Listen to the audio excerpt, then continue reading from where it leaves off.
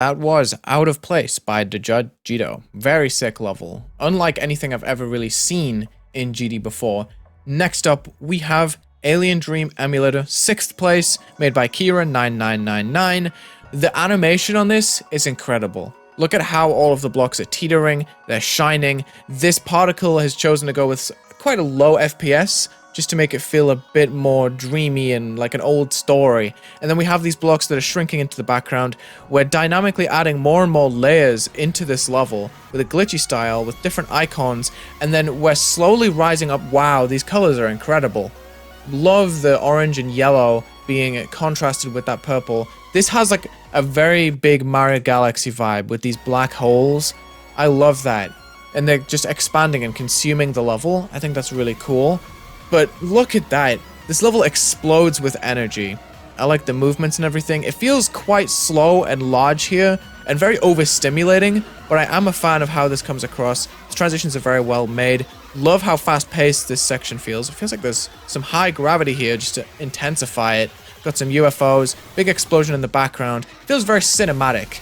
And this is just ridiculous. This is one of the highest energy parts I've seen. We are this giant sprawling orb in the background, and we're avoiding the rocks that come from the foreground. Very sick style. I love how just all of the speed is very well conveyed with just all of the lines that are shooting into the background. I'm gonna just pause at certain points. We have different particles, and I think this is lava on the foreground. It feels like it's rushing behind us. It feels like we're going so fast. These particles on the front definitely help. Feels like we're smashing through the environment, and there are just so many things going towards us. It's very well marked out, and I love how well this thing transitions out. We have the pillars that are made in the center of the screen like that and just expand outwards, becoming the spark in the middle, and you have this scaling transition. And then the level emulates different levels that were part of the Space Gauntlet submissions. I think it's really cool how it shoots between different sections. It's definitely very high energy and very overstimulating, I will say. It's probably got some of the most detail and some of the highest ambitions out of all of the Space Gauntlet levels that I've seen so far. It's very ridiculous how well it managed to pull off that glitchy yet refined and high energy style. I think it works with the song pretty well, and we sink, I believe, into the ground. We're shooting through the sky, which is also very reminiscent of Out of Place. I like that. And then we have the flower field, which is kind of foreshadowed at the beginning of the level. I think the sequencing is very cool. There's a lot to unpack in this section.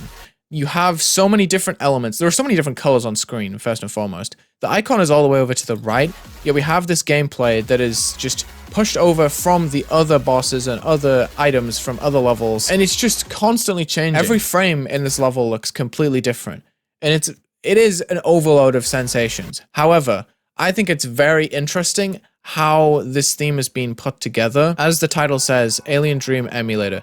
It feels like it's building up a regular world, but then you see that there are so many different things overlapping here. You see the rush of energy, and it starts to beg the question, like, what is actually going on here? Like, what is this energy being pummeled into?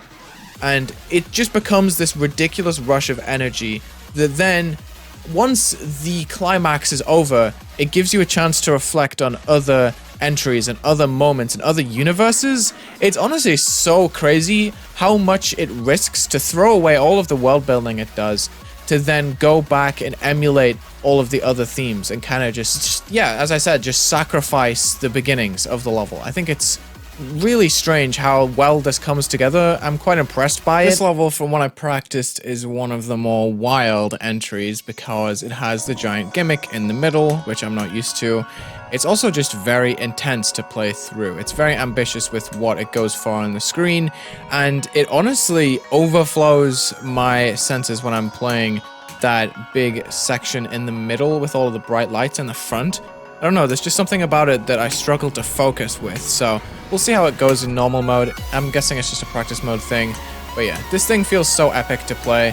The zoom is in this time, but the camera is rotating around, and this swing copter just feels really nice. It's one of the better ones I've seen in the Gauntlet. I'm glad that the space theme has encouraged people to use the swing copter. I find that quite funny.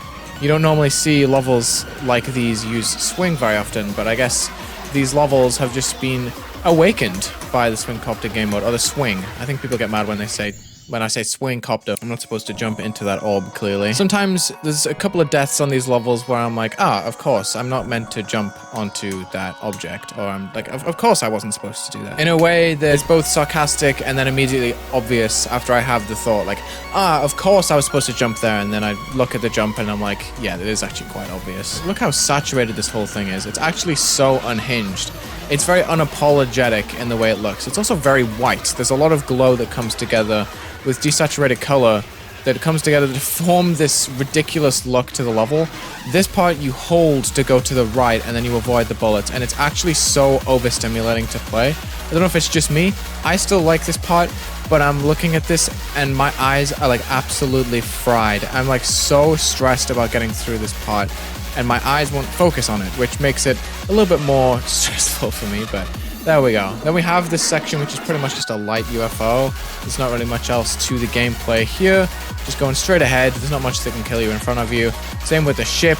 This is so cool how it switches between each part, though. It's a very, very nice idea that I didn't see from anyone else at all, which is a definite positive, but again, this thing actually kills my eyeballs overall. I don't know if I'm just getting old. How did I not make it through that portal? I really like the fact that these attacks, I guess you can call them, like these obstacles, are numbered.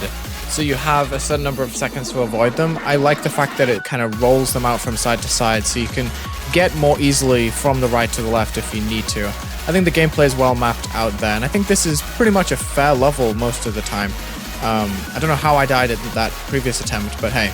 Considering the camera is so far to the right, to give more emphasis to the things on the left, I am quite impressed with how I've been able to get through each section without much sight reading, if that makes sense. Boom. Thank goodness. That is such a rush of so much decoration at once. It's hard to process in just like 1 or 2 attempts here, but such a cool end screen. I like the tie from front to back, and yeah.